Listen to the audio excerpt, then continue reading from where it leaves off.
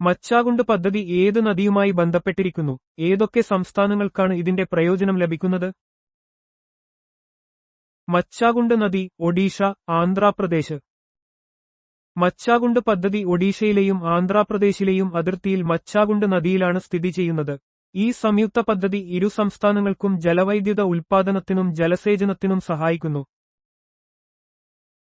കംഗ്സബതി പദ്ധതി ഏത് നദിയുമായി ബന്ധപ്പെട്ടിരിക്കുന്നു? അത് ഏത് സംസ്ഥാനത്താണ് സ്ഥിതി ചെയ്യുന്നത്? കംഗ്സബതി നദി പശ്ചിമ ബംഗാൾ. കംഗ്സബതി പദ്ധതി പശ്ചിമ ബംഗാളിലെ കംഗ്സബതി നദിയിലാണ് സ്ഥിതി ചെയ്യുന്നത്. ഈ പദ്ധതി പ്രധാനമായും ജലസേചനം ലക്ഷ്യമിട്ടുള്ളതാണ്, കൂടാതെ പ്രദേശത്തെ കാർഷിക വികസനത്തിൽ വലിയ പങ്ക് വഹിക്കുന്നു. ജയക്വാഡി പദ്ധതി ഏത് നദിയുമായി ബന്ധപ്പെട്ടിരിക്കുന്നു? അത് ഏത് സംസ്ഥാനത്താണ് സ്ഥിതി ചെയ്യുന്നത്? ഗോദാവരി നദി, മഹാരാഷ്ട്ര. ജയക്വാഡി പദ്ധതി മഹാരാഷ്ട്രയിലെ ഗോദാവരി നദിയിലാണ് സ്ഥിതി ചെയ്യുന്നത്. മറാഠ്വാഡ മേഖലയിലെ വരൾച്ചാ സാധ്യതയുള്ള പ്രദേശങ്ങളിൽ ജലസേചനം നൽകുന്നതിൽ ഈ പദ്ധതിക്ക് വലിയ പ്രാധാന്യമുണ്ട്. ഭദ്ര പദ്ധതി ഏത് നദിയുമായി ബന്ധപ്പെട്ടിരിക്കുന്നു? ഏത് സംസ്ഥാനത്താണ് ഇത് സ്ഥിതി ചെയ്യുന്നത്? ഭദ്ര നദി, കർണാടക. ഭദ്ര പദ്ധതി കർണാടകയിലെ ഭദ്ര നദിയിൽ സ്ഥിതി ചെയ്യുന്ന ഒരു പ്രധാന ജലസേചന, വൈദ്യുതി ഉത്പാദന പദ്ധതിയാണ്. ഇത് ഈ പ്രദേശത്തെ കൃഷിക്കും ജനങ്ങൾക്കും പ്രയോജനകരമാണ്. ഭീമ പദ്ധതി ഏത് നദികളുമായി ബന്ധപ്പെട്ടിരിക്കുന്നു? ഏത് സംസ്ഥാനത്താണ് ഇത് സ്ഥിതി ചെയ്യുന്നത്? പാവന, കൃഷ്ണ നദികൾ, മഹാരാഷ്ട്ര. ഭീമ പദ്ധതി മഹാരാഷ്ട്രയിലെ ഒരു പ്രധാന ജലസേചന പദ്ധതിയാണ്. ഇത് പ്രധാനമായും പാവന, കൃഷ്ണ നദികളെ ആശ്രയിച്ചിരിക്കുന്നു. ഈ പദ്ധതി മേഖലയിലെ കാർഷിക വികസനത്തിന് സഹായിക്കുന്നു. ഘടപ്രഭ പദ്ധതി ഏത് നദിയുമായി ബന്ധപ്പെട്ടിരിക്കുന്നു? ഏത് സംസ്ഥാനത്താണ് ഇത് സ്ഥിതി ചെയ്യുന്നത്? ഘടപ്രഭ നദി, കർണാടക. കർണാടകയിലെ ഘടപ്രഭ നദിയിൽ നിർമ്മിച്ചിട്ടുള്ള ഒരു പ്രധാന ജലസേചന, വൈദ്യുതി പദ്ധതിയാണ് ഘടപ്രഭ പദ്ധതി. വടക്കൻ കർണാടകയിലെ വരണ്ട പ്രദേശങ്ങളിലേക്ക് ഇത് ജലം എത്തിക്കുന്നു. റിഹന്ത് പദ്ധതി ഏത് നദിയുമായി ബന്ധപ്പെട്ടിരിക്കുന്നു? ഏത് സംസ്ഥാനത്താണ് ഇത് സ്ഥിതി ചെയ്യുന്നത്? റിഹന്ത് നദി, ഉത്തർപ്രദേശ്. ഉത്തർപ്രദേശിലെ റിഹന്ത് നദിയിൽ സ്ഥിതി ചെയ്യുന്ന റിഹന്ത് പദ്ധതി ഒരു വലിയ ജലവൈദ്യുത പദ്ധതിയാണ്. ഗോവിന്ദ് ബല്ലഭ് പന്ത് സാഗർ എന്ന കൃത്രിമ തടാകം ഇതിനോട് ചേർന്നാണ്. മാതാഡില പദ്ധതി ഏത് നദിയുമായി ബന്ധപ്പെട്ടിരിക്കുന്നു? ഏതൊക്കെ സംസ്ഥാനങ്ങൾക്കാണ് ഇതിൽ നിന്ന് പ്രയോജനം ലഭിക്കുന്നത്? ബെത്വ നദി, ഉത്തർപ്രദേശ്, മധ്യപ്രദേശ്. മാതാഡില പദ്ധതി ബെത്വ നദിയിൽ നിർമ്മിച്ചിട്ടുള്ള ഒരു ബഹുമുഖ പദ്ധതിയാണ്. ഇത് ഉത്തർപ്രദേശ്, മധ്യപ്രദേശ് എന്നീ സംസ്ഥാനങ്ങൾക്ക് ജലസേചനത്തിനും വൈദ്യുതി ഉത്പാദനത്തിനും പ്രയോജനം നൽകുന്നു. രാംഗംഗ പദ്ധതി ഏത് നദിയുമായി ബന്ധപ്പെട്ടിരിക്കുന്നു? ഏത് സംസ്ഥാനത്താണ് ഇത് സ്ഥിതി ചെയ്യുന്നത്? രാംഗംഗ നദി, ഉത്തർപ്രദേശ്. ഉത്തർപ്രദേശിലെ രാംഗംഗ നദിയിൽ സ്ഥിതി ചെയ്യുന്ന രാംഗംഗ പദ്ധതി ഒരു പ്രധാന ജലസേചന, ജലവൈദ്യുത പദ്ധതിയാണ്. ഇത് റോഹിൽഖണ്ഡ് മേഖലയിലെ കാർഷിക ആവശ്യങ്ങൾ നിറവേറ്റുന്നു. ഒരു പ്രധാന മലയോര നഗരമായ റാഞ്ചി ഏത് സംസ്ഥാനത്താണ് സ്ഥിതി ചെയ്യുന്നത്? ജാർഖണ്ഡ്. ജാർഖണ്ഡിന്റെ തലസ്ഥാനമായ റാഞ്ചി, വെള്ളച്ചാട്ടങ്ങളുടെ നഗരം എന്നും അറിയപ്പെടുന്നു. ഇത് ഒരു പ്രധാന വ്യാവസായിക, വിദ്യാഭ്യാസ കേന്ദ്രമാണ്. പ്രമുഖ മലയോര കേന്ദ്രമായ റാണിഖേത് ഏത് സംസ്ഥാനത്താണ് സ്ഥിതി ചെയ്യുന്നത്? ഉത്തരാഖണ്ഡ്. ഉത്തരാഖണ്ഡിലെ അൽമോറ ജില്ലയിൽ സ്ഥിതി ചെയ്യുന്ന റാണിഖേത് പ്രശാന്തമായ കാലാവസ്ഥയ്ക്കും ഹിമാലയൻ കാഴ്ചകൾക്കും പേരുകേട്ടതാണ്. ഇന്ത്യൻ കരസേനയുടെ കുമയോൺ റെജിമെന്റിന്റെ ആസ്ഥാനം ഇവിടെയാണ്. പ്രശസ്തമായ മലയോര കേന്ദ്രമായ ലാൻസ്ഡൌൺ ഏത് സംസ്ഥാനത്താണ് സ്ഥിതി ചെയ്യുന്നത്? ഉത്തരാഖണ്ഡ്. ഉത്തരാഖണ്ഡിലെ പൗരി ഗർവാൾ ജില്ലയിൽ സ്ഥിതി ചെയ്യുന്ന ലാൻസ്ഡൌൺ ബ്രിട്ടീഷ് ഭരണകാലത്ത് സ്ഥാപിച്ച ഒരു കന്റോൺമെന്റ് നഗരമാണ്. ഇന്ത്യൻ കരസേനയുടെ ഗർവാൾ റൈഫിൾസ് റെജിമെന്റിന്റെ ആസ്ഥാനം ഇവിടെയാണ്. പ്രശസ്തമായ മലയോര കേന്ദ്രമായ ഡൽഹൌസി ഏത് സംസ്ഥാനത്താണ് സ്ഥിതി ചെയ്യുന്നത്? ഹിമാചൽ പ്രദേശ്.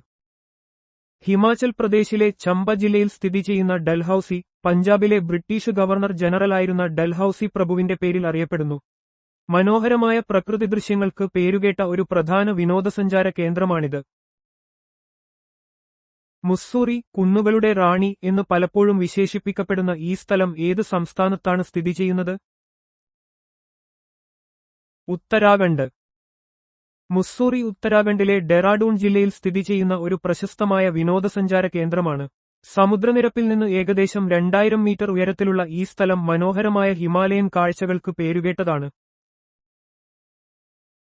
പ്രശസ്തമായ തടാക നഗരമായ നൈനിറ്റാൾ ഏത് സംസ്ഥാനത്താണ് സ്ഥിതി ചെയ്യുന്നത്? ഉത്തരാഖണ്ഡ്. ഉത്തരാഖണ്ഡിലെ കുമയോൺ ഹിമാലയത്തിൽ സ്ഥിതി ചെയ്യുന്ന നൈനിറ്റാൾ നൈനി തടാകത്തിന്റെ പേരിലാണ് അറിയപ്പെടുന്നത്. സമുദ്രനിരപ്പിൽ നിന്ന് ഏകദേശം 2000 മീറ്റർ ഉയരത്തിലുള്ള ഈ സ്ഥലം മനോഹരമായ പ്രകൃതി ദൃശ്യങ്ങൾക്ക് പ്രസിദ്ധമാണ്. ഖനി മന്ത്രാലയത്തിന്റെ 2023 മുതൽ 24 വരെ വാർഷിക റിപ്പോർട്ട് അനുസരിച്ച് ഇന്ത്യയിൽ എത്ര ധാതുക്കളുണ്ട്, അവയെ എങ്ങനെയാണ് തരം തിരിച്ചിരിക്കുന്നത്? ഇന്ത്യയിൽ ആകെ 95 ധാതുക്കളുണ്ട്. അതിൽ 4 ഇന്ധന ധാതുക്കൾ, 10 ലോഹ ധാതുക്കൾ, 23 അലോഹ ധാതുക്കൾ, 55 ചെറുകിട ധാതുക്കൾ, 3 ആണവ ധാതുക്കൾ എന്നിവ ഉൾപ്പെടുന്നു. രാജ്യത്തിന്റെ സാമ്പത്തിക വികസനത്തിന് ധാതു വിഭവങ്ങൾ അത്യന്താപേക്ഷിതമാണ്. ഖനി മന്ത്രാലയത്തിന്റെ റിപ്പോർട്ട് ഇന്ത്യയുടെ ധാതു സമ്പത്തിനെക്കുറിച്ചുള്ള ഔദ്യോഗിക വിവരങ്ങൾ നൽകുന്നു. ഊർജ്ജം, വ്യവസായം, പ്രതിരോധം തുടങ്ങിയ മേഖലകളിൽ ഈ ധാതുക്കൾക്ക് സുപ്രധാന പങ്കുണ്ട്. IMYB 2022 അനുസരിച്ച് ഇന്ത്യയിൽ ഏറ്റവും കൂടുതൽ ബോക്സൈറ്റ് ശേഖരമുള്ള സംസ്ഥാനം ഏതാണ്? ഒഡീഷ. അലുമിനിയത്തിന്റെ പ്രധാന അയിരാണ് ബോക്സൈറ്റ്. ഇത് വിമാന നിർമ്മാണം, പാത്രങ്ങൾ, വൈദ്യുത ലൈനുകൾ തുടങ്ങിയ വിവിധ വ്യവസായങ്ങളിൽ ഉപയോഗിക്കുന്നു. ഒഡീഷയിലെ വിശാലമായ ബോക്സൈറ്റ് ശേഖരം ഇന്ത്യയുടെ അലുമിനിയം വ്യവസായത്തിന് വലിയ മുതൽക്കൂട്ടാണ്. IMYB 2022 അനുസരിച്ച് ഇന്ത്യയിൽ ഏറ്റവും കൂടുതൽ ഇരുമ്പയിര്, ഹെമറ്റൈറ്റ് ശേഖരമുള്ള സംസ്ഥാനം ഏതാണ്? ഒഡീഷ. സ്റ്റീൽ നിർമ്മാണത്തിന് ഏറ്റവും പ്രധാനപ്പെട്ട അയിരാണ് ഹെമറ്റൈറ്റ് ഇരുമ്പയിര്. ഒഡീഷയിലെ വലിയ ശേഖരം ഇന്ത്യയെ സ്റ്റീൽ ഉൽപ്പാദനത്തിൽ മുന്നിട്ട് നിൽക്കാൻ സഹായിക്കുന്നു.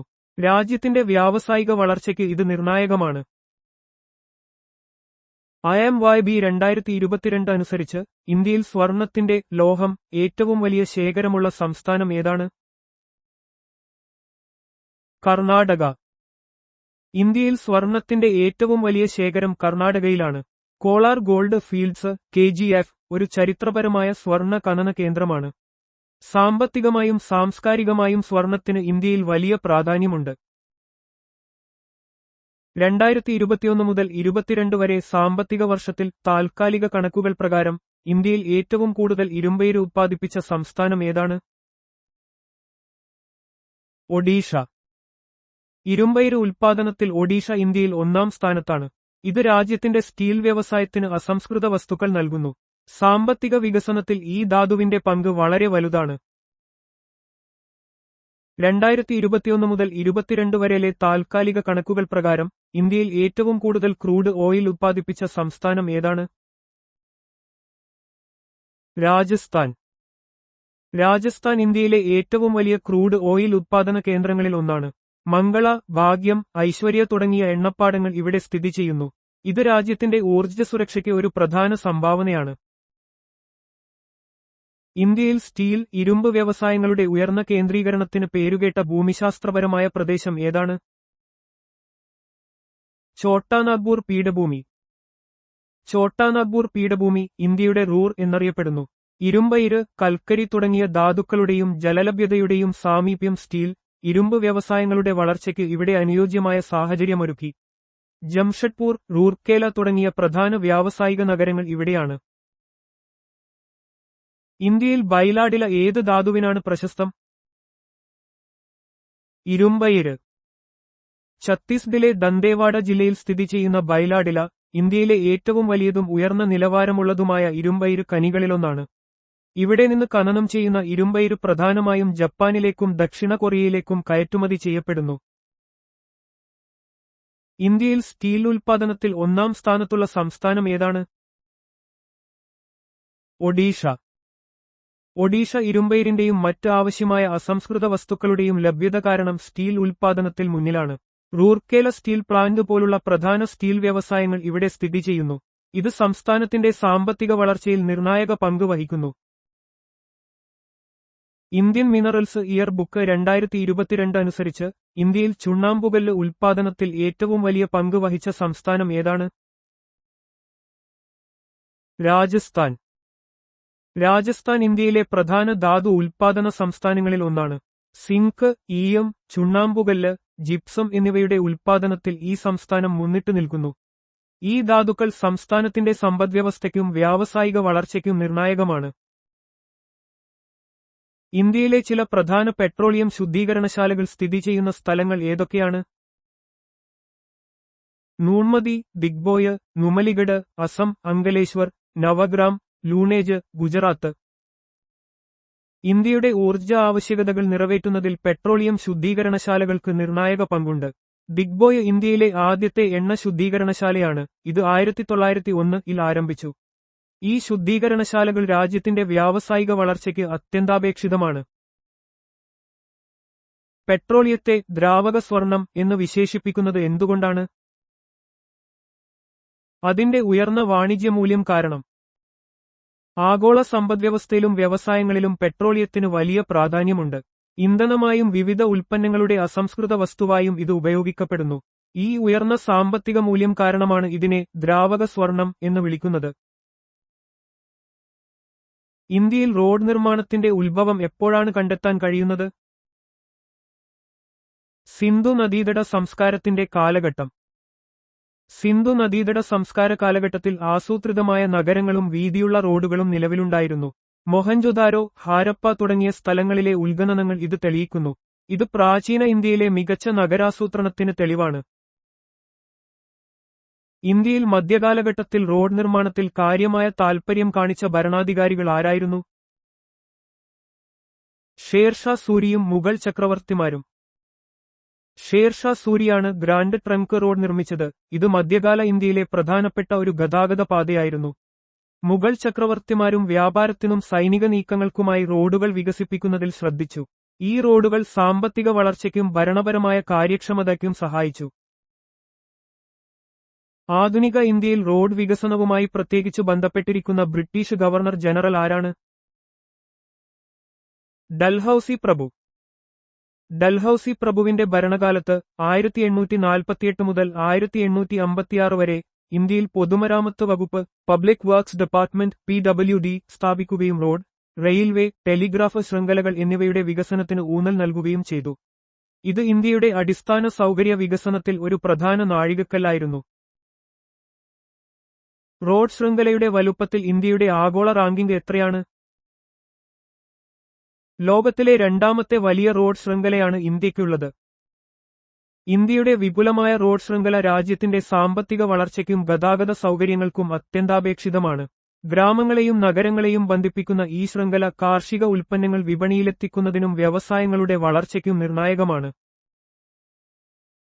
ഇന്ത്യയിലെ ദേശീയപാതകളുടെ നിർമ്മാണം, പരിപാലനം, നിയന്ത്രണം എന്നിവയ്ക്ക് ഉത്തരവാദിത്വപ്പെട്ട അതോറിറ്റി ഏതാണ്?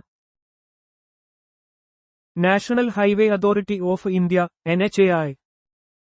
NHAI 1988 പാർലമെന്റിന്റെ ഒരു നിയമപ്രകാരം സ്ഥാപിതമായതാണ്. ദേശീയപാതകളുടെ വികസനവും പരിപാലനവും ഈ സ്ഥാപനത്തിന്റെ പ്രധാന ചുമതലയാണ്. രാജ്യത്തിന്റെ സാമ്പത്തിക വികസനത്തിൽ NHAI ഒരു പ്രധാന പങ്ക് വഹിക്കുന്നു.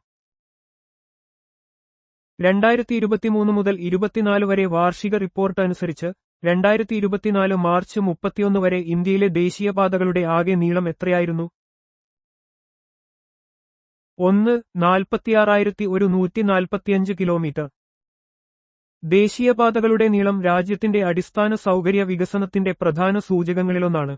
ഈ കണക്ക് റോഡ് ശൃംഖലയുടെ നിരന്തരമായ വളർച്ചയെയും വികസനത്തെയും സൂചിപ്പിക്കുന്നു. ഇത് വ്യാവസായിക, കാർഷിക, വാണിജ്യ മേഖലകളുടെ വളർച്ചയ്ക്ക് സഹായകമാണ്. ഇന്ത്യയിൽ national highway development programme (NHDP) ആരംഭിച്ചത് എപ്പോഴാണ്? അതിന്റെ പ്രധാന ലക്ഷ്യം എന്തായിരുന്നു? NHDP 1998 ആരംഭിച്ചു. ഗതാഗതം സുഗമമാക്കുന്നതിനായി അന്താരാഷ്ട്ര നിലവാരമുള്ള റോഡുകൾ വികസിപ്പിക്കുക എന്നതായിരുന്നു അതിന്റെ പ്രധാന ലക്ഷ്യം. NHDP ഇന്ത്യയുടെ റോഡ് വികസനത്തിൽ ഒരു വലിയ മുന്നേറ്റം കുറിച്ചു. പ്രധാന നഗരങ്ങളെയും തുറമുഖങ്ങളെയും ബന്ധിപ്പിക്കുന്ന ഹൈവേകളുടെ വികസനം ഇതിന്റെ ഭാഗമായിരുന്നു. ഗോൾഡൻ ക്വാഡ്രിലാറ്ററൽ (സുവർണ ചതുഷ്കോണം) പദ്ധതി ഇതിന്റെ ഒരു പ്രധാന ഘടകമാണ്. ഇത് രാജ്യത്തിന്റെ സാമ്പത്തിക സംയോജനത്തിന് കാരണമായി. ഇന്ത്യയുടെ സുവർണ ചതുർഭുജ പദ്ധതിയുമായി ബന്ധിപ്പിക്കുന്ന പ്രധാന നഗരങ്ങൾ ഏതെല്ലാം? ഡൽഹി, മുംബൈ, കൊൽക്കത്ത, ചെന്നൈ. ഇന്ത്യയിലെ 4 പ്രധാന മെട്രോ നഗരങ്ങളായ ഡൽഹി, മുംബൈ, കൊൽക്കത്ത, ചെന്നൈ എന്നിവയെ ബന്ധിപ്പിക്കുന്ന ഒരു ദേശീയപാത ശൃംഖലയാണ് സുവർണ ചതുർഭുജ പദ്ധതി. ഏകദേശം 5846 കിലോമീറ്റർ നീളമുള്ള ഇത് ഇന്ത്യയിലെ ഏറ്റവും വലിയ ഹൈവേ പദ്ധതികളിൽ ഒന്നാണ്.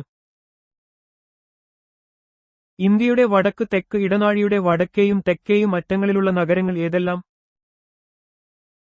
ജമ്മു കാശ്മീരിലെ ശ്രീനഗർ, തമിഴ്നാട്ടിലെ കന്യാകുമാരി. നോർത്ത് സൗത്ത് ഇടനാഴി, നോർത്ത് സൗത്ത് കോറിഡോർ, ശ്രീനഗറിനെ ജമ്മു കാശ്മീർ, കന്യാകുമാരിയുമായി തമിഴ്നാട് ബന്ധിപ്പിക്കുന്നു. ഇത് ദേശീയപാത വികസന പദ്ധതിയുടെ NHDP ഭാഗമായി രാജ്യത്തിന്റെ ഭൂമിശാസ്ത്രപരമായ ഏകീകരണം ഉറപ്പാക്കുന്നു.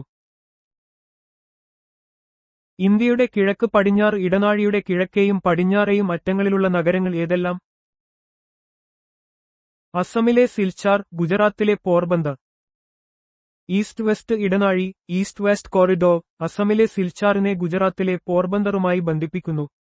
ഈ പാത എയുടെ ഭാഗമായി പ്രധാന വ്യാവസായിക കേന്ദ്രങ്ങളെയും തുറമുഖങ്ങളെയും തമ്മിൽ ബന്ധിപ്പിച്ച് സാമ്പത്തിക വികസനം സാധ്യമാക്കുന്നു. ഇന്ത്യൻ ദേശീയപാത അതോറിറ്റി NHAI പാർലമെന്റ് നിയമത്തിലൂടെ എപ്പോഴാണ് സ്ഥാപിതമായത്, എപ്പോഴാണ് പ്രവർത്തനം ആരംഭിച്ചത്?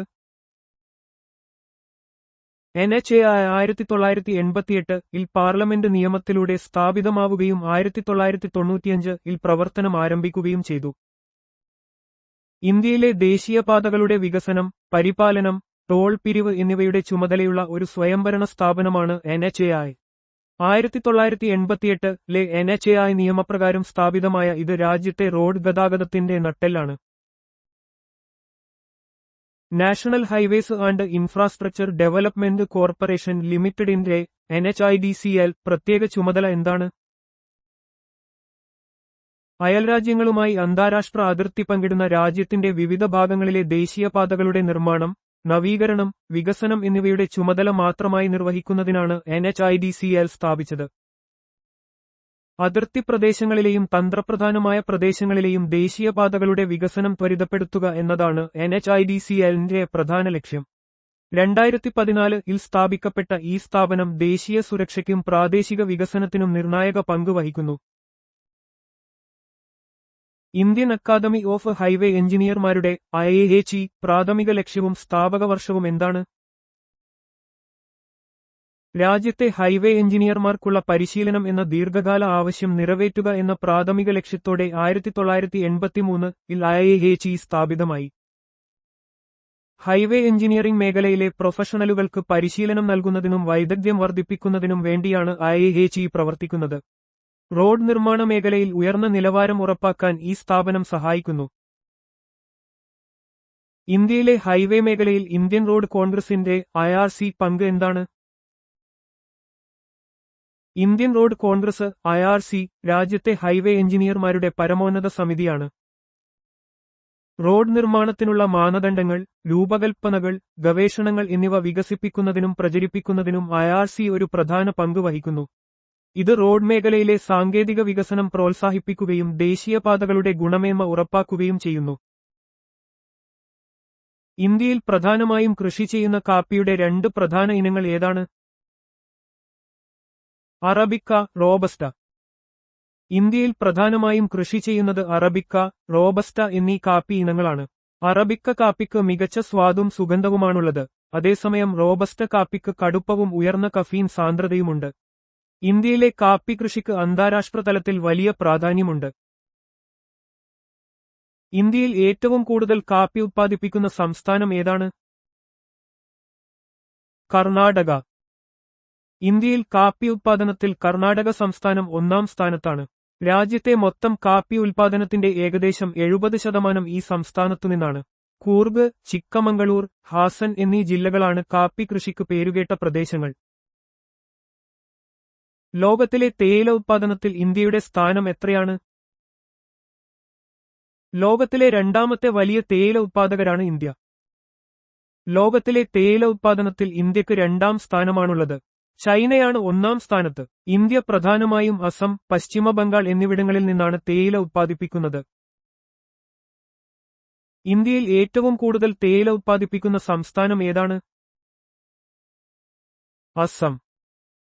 ഇന്ത്യയിൽ ഏറ്റവും കൂടുതൽ തേയില ഉത്പാദിപ്പിക്കുന്ന സംസ്ഥാനം അസമാണ്. അസമിലെ ബ്രഹ്മപുത്ര താഴ്വരയിലെ ഫലഭൂയിഷ്ഠമായ മണ്ണും അനുകൂലമായ കാലാവസ്ഥയും തേയില കൃഷിക്ക് അനുയോജ്യമാണ്. ഡാർജിലിംഗ്, നീലഗിരി തുടങ്ങിയ പ്രദേശങ്ങളും തേയില ഉത്പാദനത്തിന് പ്രശസ്തമാണ്. ലോകത്തിലെ പരുത്തി ഉത്പാദനത്തിൽ ഇന്ത്യയുടെ സ്ഥാനം എത്രയാണ്? ലോകത്തിലെ രണ്ടാമത്തെ വലിയ പരുത്തി ഉത്പാദകരാണ് ഇന്ത്യ.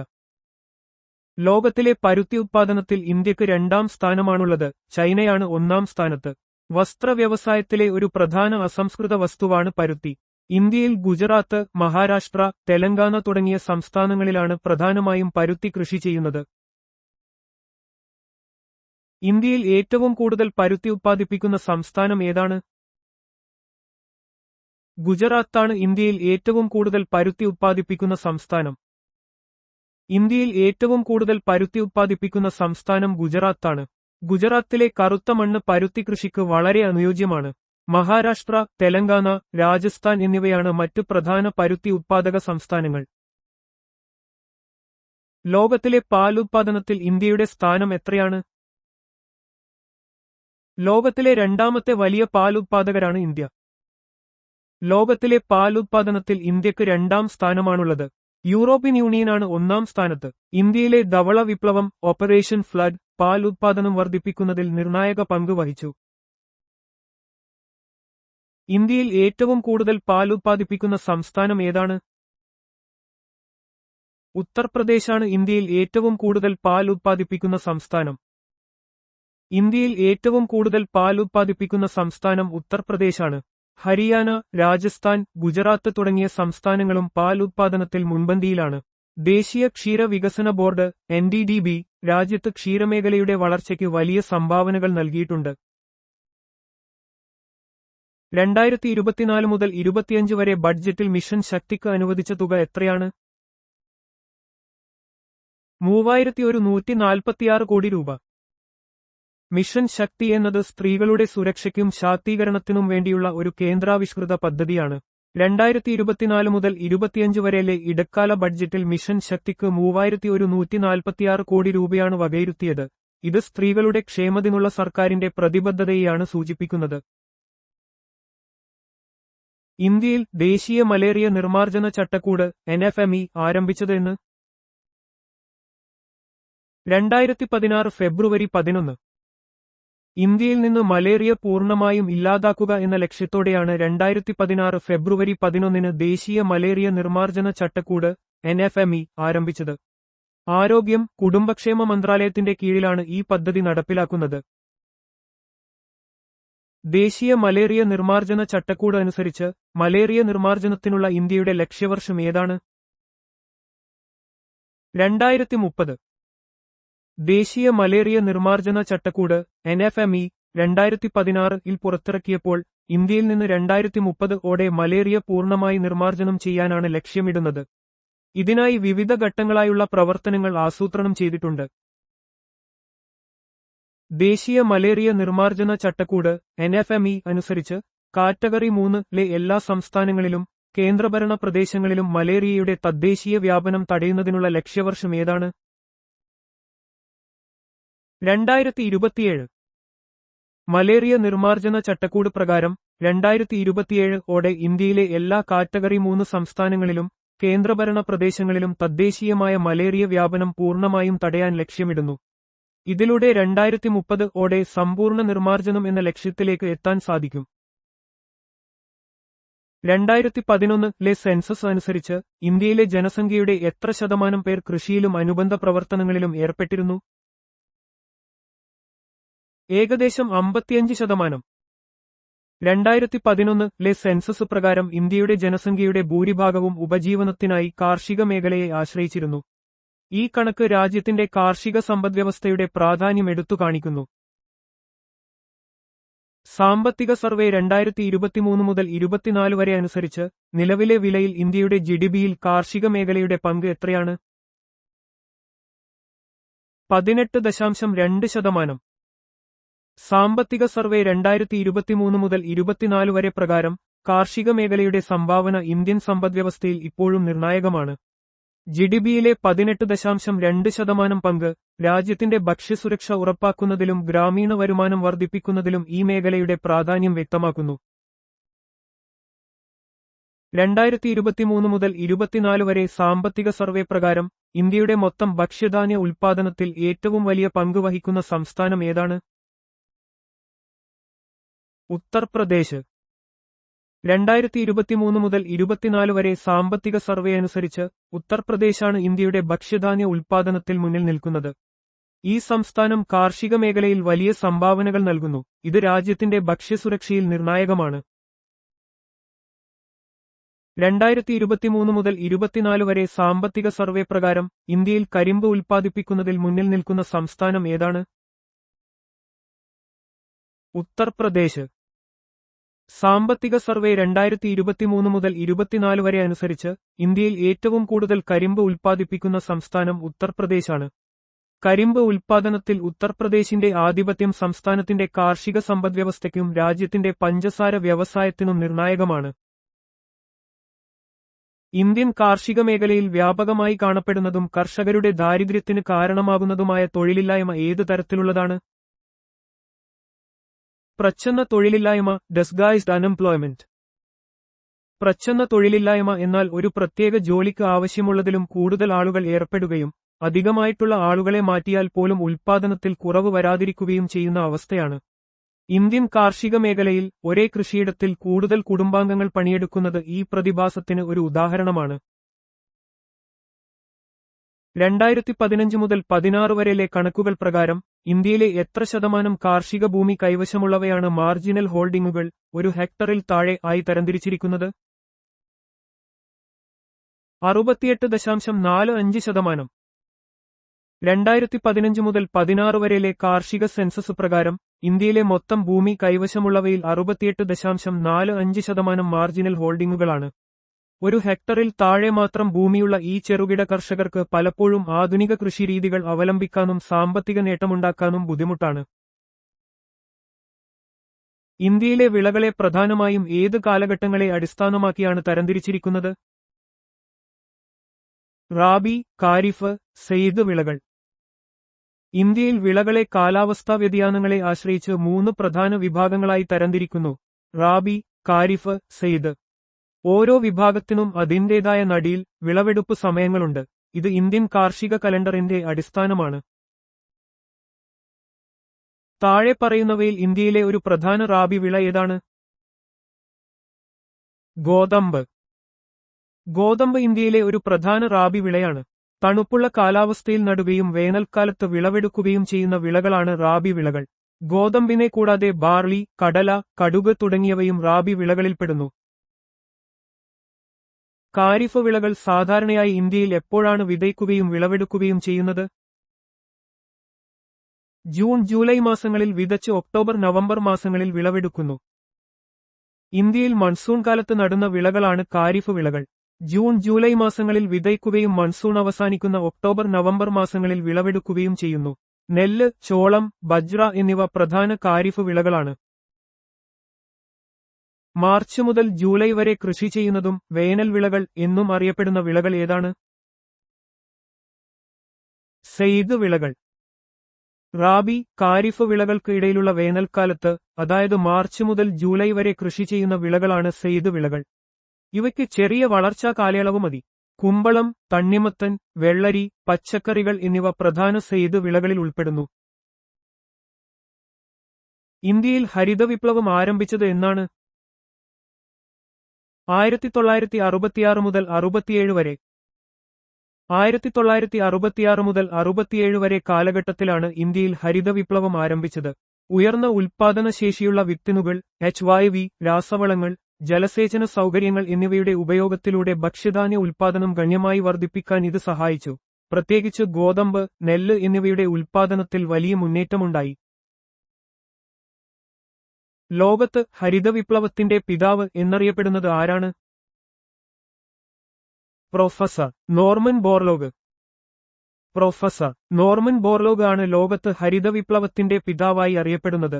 ഉയർന്ന ഉൽപ്പാദനശേഷിയുള്ള ഗോതമ്പ്, നെല്ല് എന്നിവയുടെ വിത്തിനുകൾ വികസിപ്പിച്ചതിലൂടെ ലോകമെമ്പാടുമുള്ള ദാരിദ്ര്യം കുറയ്ക്കുന്നതിൽ അദ്ദേഹം വലിയ പങ്കുവഹിച്ചു. ഇതിന് അദ്ദേഹത്തിന് 1970-ൽ സമാധാനത്തിനുള്ള നോബൽ സമ്മാനം ലഭിച്ചു. ഇന്ത്യയിൽ ഹരിത വിപ്ലവത്തിന്റെ പിതാവ് എന്ന് ആരെയാണ് കണക്കാക്കുന്നത്? എം.എസ്. സ്വാമിനാഥൻ. എം.എസ്. സ്വാമിനാഥനെ ഇന്ത്യയിൽ ഹരിത വിപ്ലവത്തിന്റെ പിതാവായി കണക്കാക്കുന്നു. ഉയർന്ന വിളവ് നൽകുന്ന വിത്തിനങ്ങൾ HYVS അവതരിപ്പിച്ച് രാജ്യത്തെ ഭക്ഷ്യസുരക്ഷ ഉറപ്പാക്കുന്നതിൽ അദ്ദേഹം നിർണായക പങ്ക് വഹിച്ചു. 2023-ൽ അദ്ദേഹത്തിന് ഭാരതരത്ന പുരസ്കാരം മരണാനന്തര ബഹുമതിയായി നൽകി.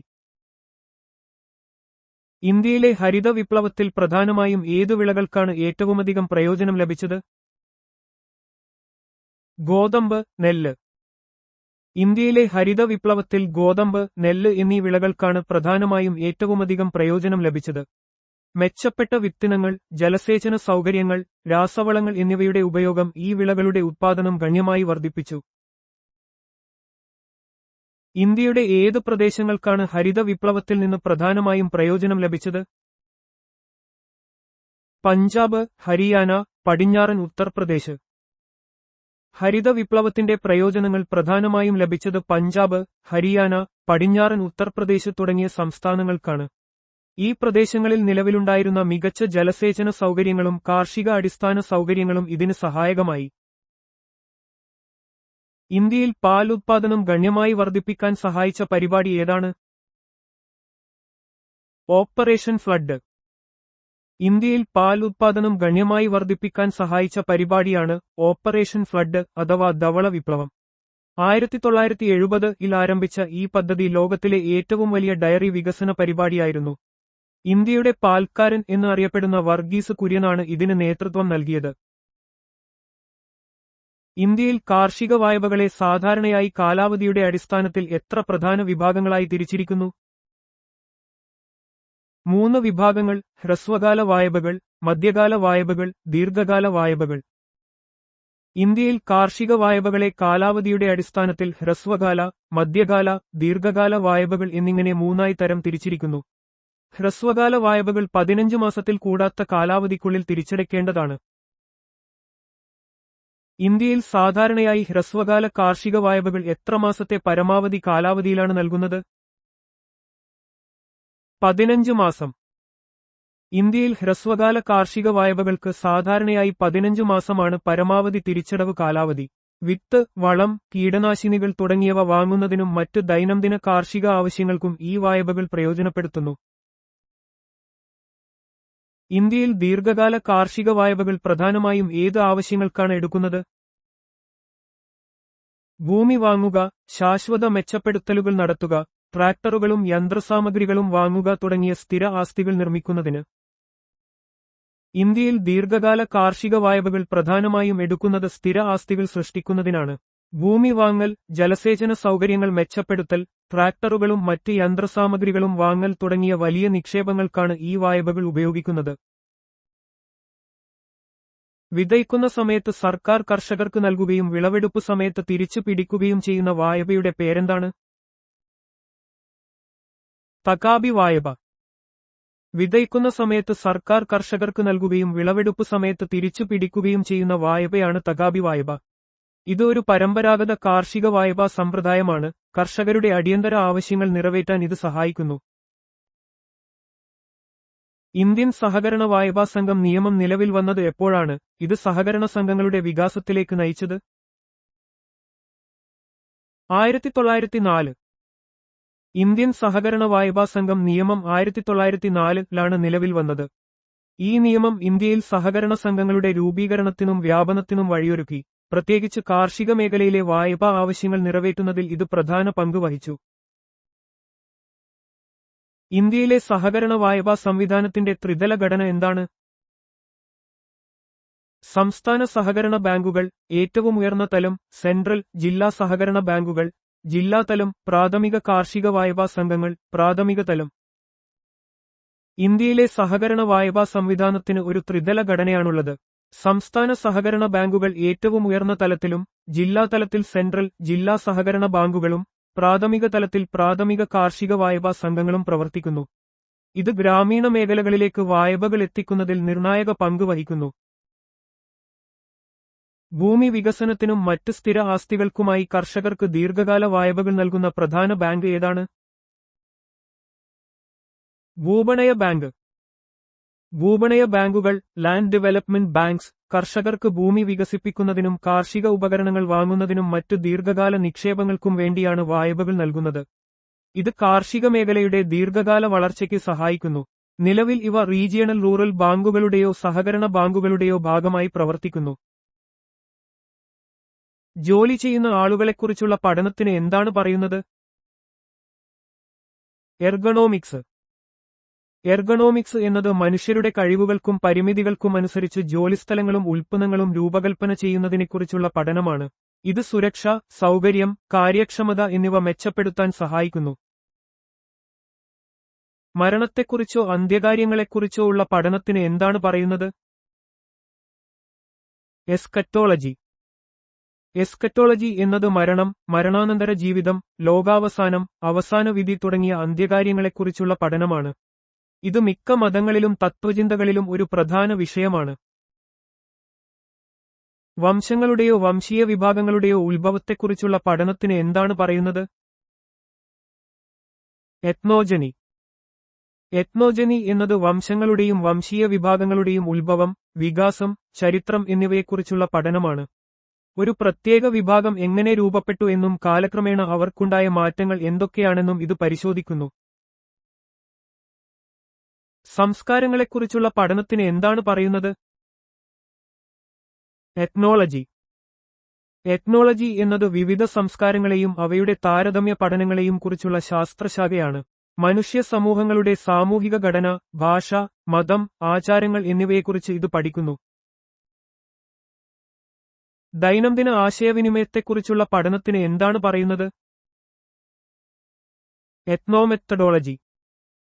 എത്നോമെത്തഡോളജി എന്നത് ആളുകൾ എങ്ങനെയാണ് അവരുടെ ദൈനംദിന ജീവിതത്തിൽ ആശയവിനിമയം നടത്തുകയും ലോകത്തെ മനസ്സിലാക്കുകയും ചെയ്യുന്നതെന്ന് പഠിക്കുന്ന സാമൂഹ്യശാസ്ത്ര ശാഖയാണ്. സാമൂഹിക ക്രമം എങ്ങനെ നിർമ്മിക്കപ്പെടുന്നു എന്ന് ഇത് പരിശോധിക്കുന്നു. സ്വാഭാവികമോ ജൈവപരമായ സ്വഭാവത്തെക്കുറിച്ചുള്ള, പ്രത്യേകിച്ച് മൃഗങ്ങളുടെ സ്വഭാവത്തെക്കുറിച്ചുള്ള പഠനത്തിന് എന്താണ് പറയുന്നത്? എത്തോളജി. എത്തോളജി എന്നത് മൃഗങ്ങളുടെ സ്വഭാവത്തെയും അവയുടെ പരിസ്ഥിതിയുമായുള്ള ഇടപെടലുകളെയും കുറിച്ചുള്ള ശാസ്ത്രീയ പഠനമാണ്. മൃഗങ്ങൾ എങ്ങനെ ആശയവിനിമയം നടത്തുന്നു, ഭക്ഷണം തേടുന്നു, ഇണചേരുന്നു, ശത്രുക്കളിൽ നിന്ന് രക്ഷപ്പെടുന്നു എന്നിവയെല്ലാം ഇതിൽ ഉൾപ്പെടുന്നു. ഒരു സമൂഹത്തിന്റെ സാമ്പത്തികവും ധാർമ്മികവുമായ തത്വങ്ങളെക്കുറിച്ചുള്ള പഠനത്തിന് എന്താണ് പറയുന്നത്? എത്തിനോമിക്സ്. എത്തിനോമിക്സ് എന്നത് ഒരു സമൂഹത്തിന്റെ സാമ്പത്തിക പ്രവർത്തനങ്ങളും ധാർമ്മിക തത്വങ്ങളും തമ്മിലുള്ള ബന്ധത്തെക്കുറിച്ച് പഠിക്കുന്ന ശാസ്ത്രശാഖയാണ്. ഇത് ധാർമ്മിക മൂല്യങ്ങൾ സാമ്പത്തിക തീരുമാനങ്ങളെയും നയങ്ങളെയും എങ്ങനെ സ്വാധീനിക്കുന്നു എന്ന് പരിശോധിക്കുന്നു. വാക്കുകളുടെ ഉത്ഭവത്തെക്കുറിച്ചുള്ള പഠനത്തിന് എന്താണ് പറയുന്നത്? എറ്റിമോളജി. എറ്റിമോളജി എന്നത് വാക്കുകളുടെ ഉത്ഭവം, ചരിത്രം, അവയുടെ അർത്ഥങ്ങൾ കാലക്രമേണ എങ്ങനെ മാറി എന്ന് പഠിക്കുന്ന ഭാഷാശാസ്ത്ര ശാഖയാണ്. ഇത് ഭാഷയുടെ പരിണാമത്തെ മനസ്സിലാക്കാൻ സഹായിക്കുന്നു. പാരിസ്ഥിതിക നിയന്ത്രണത്തിലൂടെ ജീവിത സാഹചര്യങ്ങൾ മെച്ചപ്പെടുത്തുന്നതിനെക്കുറിച്ചുള്ള ശാസ്ത്രം എന്താണ്? യൂത്തനിക്സ്. യൂത്തനിക്സ് എന്നത് പാരിസ്ഥിതിക നിയന്ത്രണങ്ങളിലൂടെ മനുഷ്യന്റെ ജീവിത സാഹചര്യങ്ങളെയും ഗുണനിലവാരത്തെയും മെച്ചപ്പെടുത്തുന്നതിൽ ശ്രദ്ധ കേന്ദ്രീകരിക്കുന്ന ഒരു പഠനശാഖയാണ്. ഇത് സാമൂഹികവും പാരിസ്ഥിതികവുമായ ഇടപെടലുകളിലൂടെ മനുഷ്യന്റെ ക്ഷേമം വർദ്ധിപ്പിക്കാൻ ലക്ഷ്യമിടുന്നു. നദികൾ, അരുവികൾ തുടങ്ങിയ ജലപ്രവാഹങ്ങളെക്കുറിച്ചുള്ള പഠനം എന്താണ് അറിയപ്പെടുന്നത്? ഫ്ലൂവിയോളജി.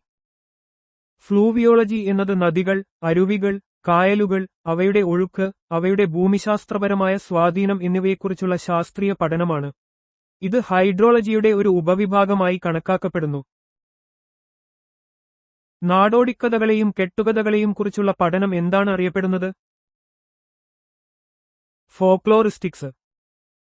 ഫോക്ലോറിസ്റ്റിക്സ് എന്നത് നാടോടിക്കഥകൾ, ഐതിഹ്യങ്ങൾ, ആചാരങ്ങൾ, വിശ്വാസങ്ങൾ തുടങ്ങിയ മനുഷ്യ സമൂഹത്തിന്റെ പാരമ്പര്യ രൂപങ്ങളെയും അതിന്റെ വ്യാപനത്തെയും കുറിച്ചുള്ള ശാസ്ത്രീയ പഠനമാണ്. ഇത് ഒരു പ്രത്യേക സംസ്കാരത്തിന്റെ പൈതൃകത്തെയും പരിണാമത്തെയും മനസ്സിലാക്കാൻ സഹായിക്കുന്നു. ആമാശയത്തെയും കുടലിനെയും കുറിച്ചുള്ള വൈദ്യശാസ്ത്ര പഠനം എന്താണ് അറിയപ്പെടുന്നത്? ഗ്യാസ്ട്രോഎൻട്രോളജി. ഗ്യാസ്ട്രോഎൻട്രോളജി എന്നത് ദഹനവ്യവസ്ഥയുടെ അവയവങ്ങളായ ആമാശയം, കുടൽ, അന്നനാളം, കരൾ, പിത്തസഞ്ചി, പാൻക്രിയാസ് എന്നിവയെ ബാധിക്കുന്ന രോഗങ്ങളെക്കുറിച്ചുള്ള വൈദ്യശാസ്ത്ര ശാഖയാണ്. ദഹന പ്രശ്നങ്ങൾക്കും അനുബന്ധ രോഗങ്ങൾക്കും ഇത് ചികിത്സ നൽകുന്നു. കുടുംബങ്ങളുടെ ഉത്ഭവത്തെക്കുറിച്ചോ കുടുംബചരിത്രത്തെക്കുറിച്ചോ ഉള്ള പഠനം എന്താണ് അറിയപ്പെടുന്നത്? ജനീഷ്യോളജി. ജനീഷ്യോളജി എന്നത് വ്യക്തികളുടെയും കുടുംബങ്ങളുടെയും പൂർവികരെയും വംശാവലിയെയും കുറിച്ചുള്ള ചരിത്രപരമായ പഠനമാണ്. ഇത് കുടുംബബന്ധങ്ങൾ, പാരമ്പര്യങ്ങൾ, ഭൂതകാല സംഭവങ്ങൾ എന്നിവ മനസ്സിലാക്കാൻ സഹായിക്കുന്നു. പ്രത്യുൽപാദനത്തെയും പാരമ്പര്യത്തെയും കുറിച്ചുള്ള പഠനം എന്താണ് അറിയപ്പെടുന്നത്? ജനീഷ്യോളജി. ജനീഷ്യോളജി എന്നത് ജീവികളുടെ പ്രത്യുൽപാദന പ്രക്രിയകളെയും പാരമ്പര്യ സ്വഭാവങ്ങൾ ഒരു തലമുറയിൽ നിന്ന് അടുത്ത തലമുറയിലേക്ക് കൈമാറ്റം ചെയ്യപ്പെടുന്ന രീതികളെയും കുറിച്ചുള്ള ശാസ്ത്രീയ പഠനമാണ്.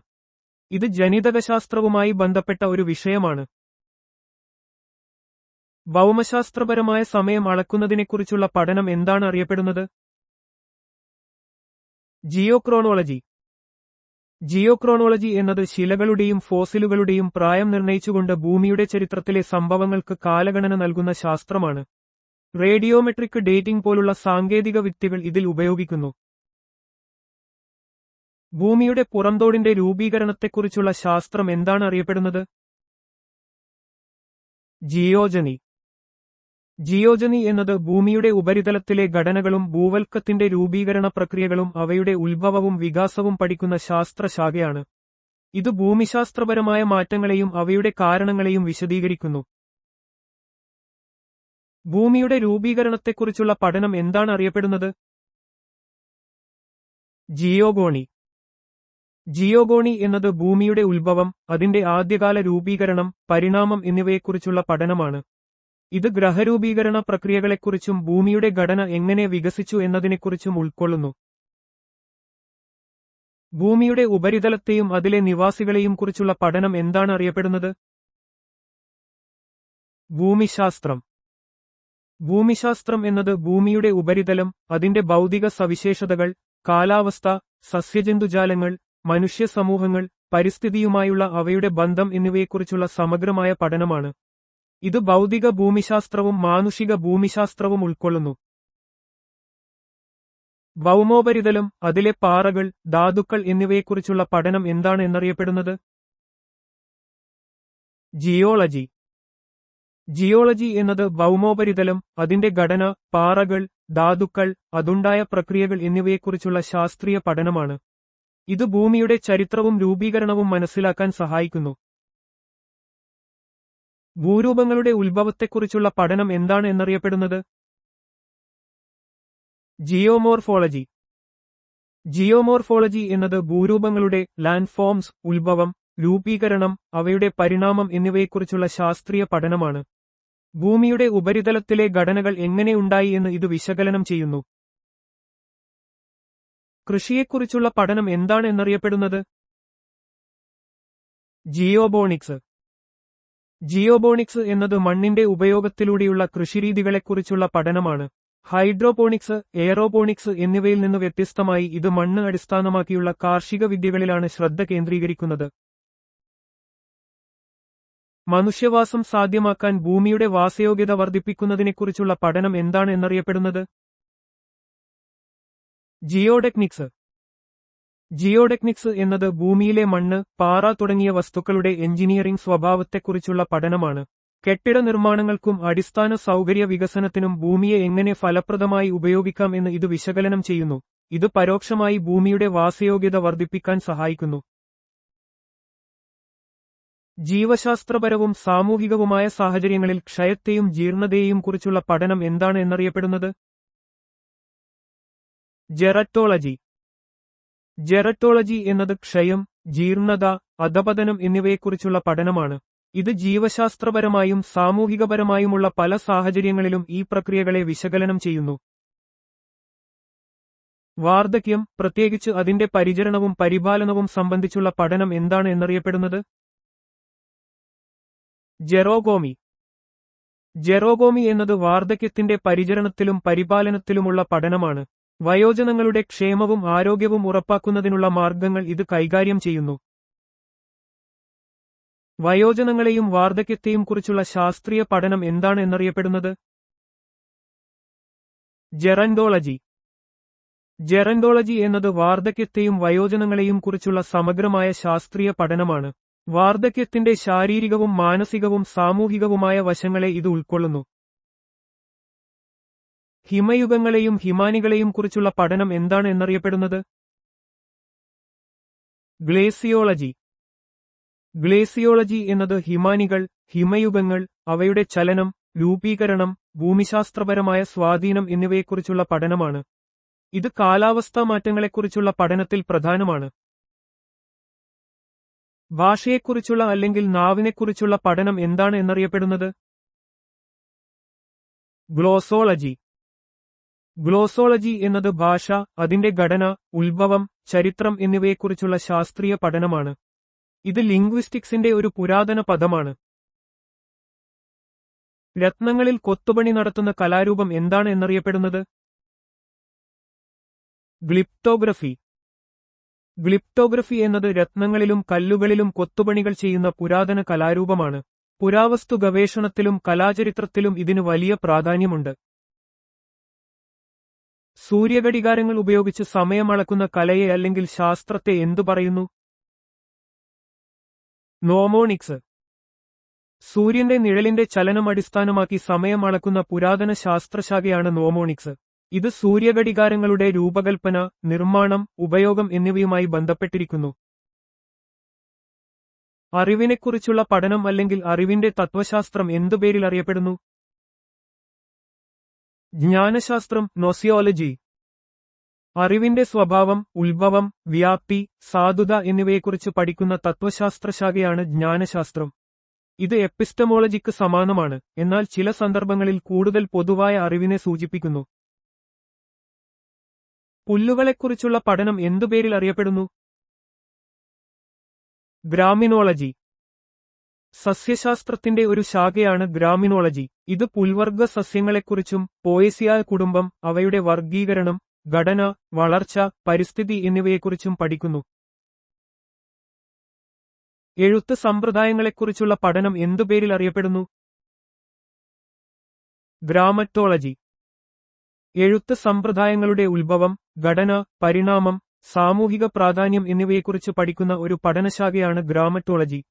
ഫ്രഞ്ച് തത്വചിന്തകനായ ജാക്ക് ഡെറിഡയുടെ പ്രശസ്തമായ കൃതി ഓഫ് ഗ്രാമറ്റോളജി ഈ വിഷയത്തിന് വലിയ സംഭാവന നൽകിയിട്ടുണ്ട്.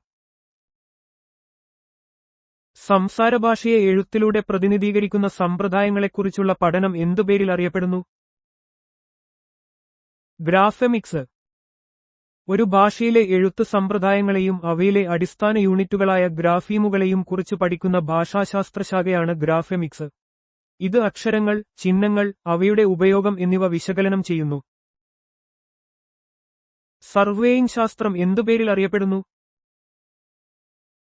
ഗ്രോമാറ്റിക്സ്.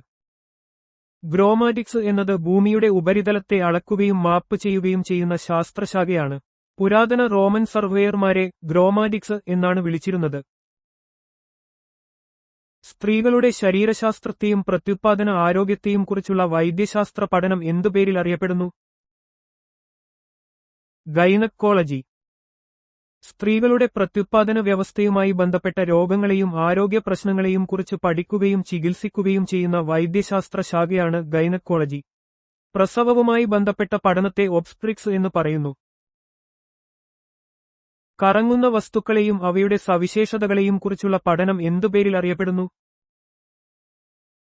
ഗൈറോസ്റ്റാറ്റിക്സ്. ഭ്രമണം ചെയ്യുന്ന വസ്തുക്കളുടെ ചലനം, സ്ഥിരത, ശക്തികൾ എന്നിവയെക്കുറിച്ച് പഠിക്കുന്ന ശാസ്ത്രശാഖയാണ് ഗൈറോസ്റ്റാറ്റിക്സ്. ഗൈറോസ്കോപ്പുകളുടെ പ്രവർത്തന തത്വങ്ങൾ ഇതിൽ ഉൾപ്പെടുന്നു. രക്തക്കുഴലുകളിലൂടെയുള്ള രക്തത്തിന്റെ ചലനത്തെക്കുറിച്ചുള്ള പഠനം എന്തു പേരിൽ അറിയപ്പെടുന്നു? ഹീമറ്റോളിക്സ്. രക്തക്കുഴലുകളിലൂടെയുള്ള രക്തപ്രവാഹത്തിന്റെ ഡൈനാമിക്സുകൾ പഠിക്കുന്ന ശാസ്ത്രശാഖയാണ് ഹീമറ്റോളിക്സ്. രക്തസമ്മർദ്ദം, ഒഴുക്ക് നിരക്ക്, പാത്രങ്ങളുടെ പ്രതിരോധം എന്നിവയുമായി ബന്ധപ്പെട്ട പഠനങ്ങൾ ഇതിൽ ഉൾപ്പെടുന്നു. വിശുദ്ധരെയും അവരുടെ ജീവിതങ്ങളെയും കുറിച്ചുള്ള പഠനം എന്തു പേരിൽ അറിയപ്പെടുന്നു? ഹാഗിയോളജി. വിശുദ്ധരുടെ ജീവിതം, രക്തസാക്ഷിത്വം, അത്ഭുതങ്ങൾ, ആരാധന എന്നിവയെക്കുറിച്ച് പഠിക്കുന്ന ഒരു സാഹിത്യ, ചരിത്ര ശാഖയാണ് ഹാഗിയോളജി. ഇത് മതപരമായ പഠനങ്ങളിൽ പ്രധാനമാണ്. മീൻപിടുത്തത്തെക്കുറിച്ചുള്ള പഠനത്തിനോ കലക്കോ പറയുന്ന പേരെന്താണ്? ഹാലിയൂട്ടിക്സ്. ഹാലിയൂട്ടിക്സ് എന്നത് മീൻപിടുത്തത്തെക്കുറിച്ചുള്ള പഠനത്തെ അല്ലെങ്കിൽ കലയെ സൂചിപ്പിക്കുന്നു. ഇത് മത്സ്യബന്ധന രീതികൾ, മത്സ്യങ്ങളുടെ സ്വഭാവം, അവയെ പിടിക്കുന്നതിനുള്ള വിദ്യകൾ എന്നിവയെക്കുറിച്ച് മനസ്സിലാക്കാൻ സഹായിക്കുന്നു. മത്സ്യബന്ധന മേഖലയിലെ വൈദഗ്ധ്യം ഇതിൽ ഉൾപ്പെടുന്നു. സംഗീതപരമായ അക്കോസ്റ്റിക്സിനെക്കുറിച്ചുള്ള പഠനം, പ്രത്യേകിച്ചും ഓവർടോണുകളുടെയും കോർഡുകളുടെയും ഗുണവിശേഷങ്ങളെക്കുറിച്ചുള്ള പഠനം എന്താണ് അറിയപ്പെടുന്നത്?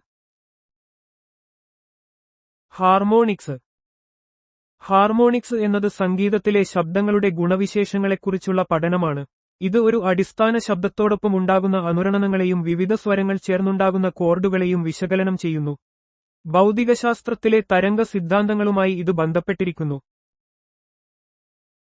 ആനന്ദത്തെക്കുറിച്ച് പഠിക്കുന്ന നീതിശാസ്ത്രത്തിന്റെയോ മനഃശാസ്ത്രത്തിന്റെയോ ഭാഗം എന്താണ് അറിയപ്പെടുന്നത്? ഹെഡോണിക്സ്. ഹെഡോണിക്സ് എന്നത് ആനന്ദത്തെയും സുഖത്തെയും കുറിച്ചുള്ള പഠനമാണ്. ഇത് നീതിശാസ്ത്രം, മനഃശാസ്ത്രം, സാമ്പത്തികശാസ്ത്രം തുടങ്ങിയ മേഖലകളിൽ സന്തോഷം, ദുരിതം എന്നിവ എങ്ങനെ മനുഷ്യന്റെ പെരുമാറ്റത്തെയും തീരുമാനങ്ങളെയും സ്വാധീനിക്കുന്നു എന്ന് പരിശോധിക്കുന്നു.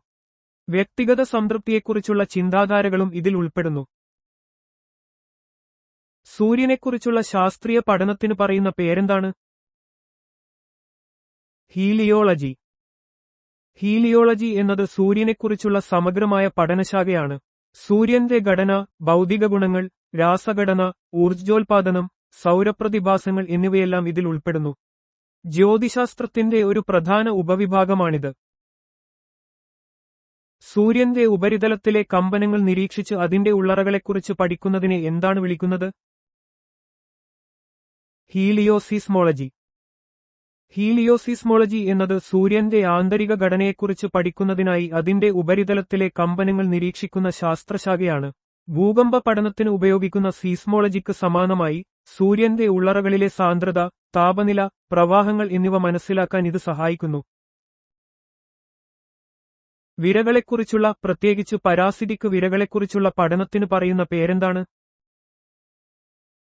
ഹെൽമിന്തോളജി. ഹെൽമിന്തോളജി എന്നത് വിരകളെ, പ്രത്യേകിച്ചും മനുഷ്യരിലും മൃഗങ്ങളിലും രോഗങ്ങളുണ്ടാക്കുന്ന പരാസിറ്റിക് വിരകളെ, പുഴുക്കൾ കുറിച്ചുള്ള പഠനശാഖയാണ്. ഈ പഠനം വിരകളുടെ ജീവിതചക്രം, രോഗനിർണയം, ചികിത്സാവിധികൾ എന്നിവ മനസ്സിലാക്കാൻ സഹായിക്കുന്നു. പൊതുജനാരോഗ്യരംഗത്ത് ഇതിന് വലിയ പ്രാധാന്യമുണ്ട്. രക്തത്തെയും രക്തം ഉത്പാദിപ്പിക്കുന്ന അവയവങ്ങളെയും കുറിച്ചുള്ള വൈദ്യശാസ്ത്ര പഠനം എന്താണ് അറിയപ്പെടുന്നത്? ഹെമറ്റോളജി. ഹെമറ്റോളജി എന്നത് രക്തം രൂപപ്പെടുന്ന അവയവങ്ങൾ, അസ്ഥിമജ്ജ പോലുള്ളവ, രക്തരോഗങ്ങൾ എന്നിവയെക്കുറിച്ചുള്ള വൈദ്യശാസ്ത്ര പഠനശാഖയാണ്. വിളർച്ച, രക്താർബുദം, ലൂക്കീമിയ, രക്തം കട്ടപിടിക്കൽ തകരാറുകൾ തുടങ്ങിയ രോഗങ്ങൾ ഇതിന്റെ പരിധിയിൽ വരുന്നു. കരളിനെക്കുറിച്ചുള്ള വൈദ്യശാസ്ത്ര പഠനം എന്താണ് അറിയപ്പെടുന്നത്? ഹെപ്പറ്റോളജി. ഹെപ്പറ്റോളജി എന്നത് കരളും അതിന്റെ രോഗങ്ങളെയും കുറിച്ചുള്ള വൈദ്യശാസ്ത്ര പഠനശാഖയാണ്. മഞ്ഞപ്പിത്തം, ഹെപ്പറ്റൈറ്റിസ്, സിറോസിസ്, കരൾ അർബുദം തുടങ്ങിയ കരൾ രോഗങ്ങളുടെ രോഗനിർണയം, ചികിത്സ എന്നിവ ഹെപ്പറ്റോളജിസ്റ്റുകളുടെ ചുമതലയാണ്.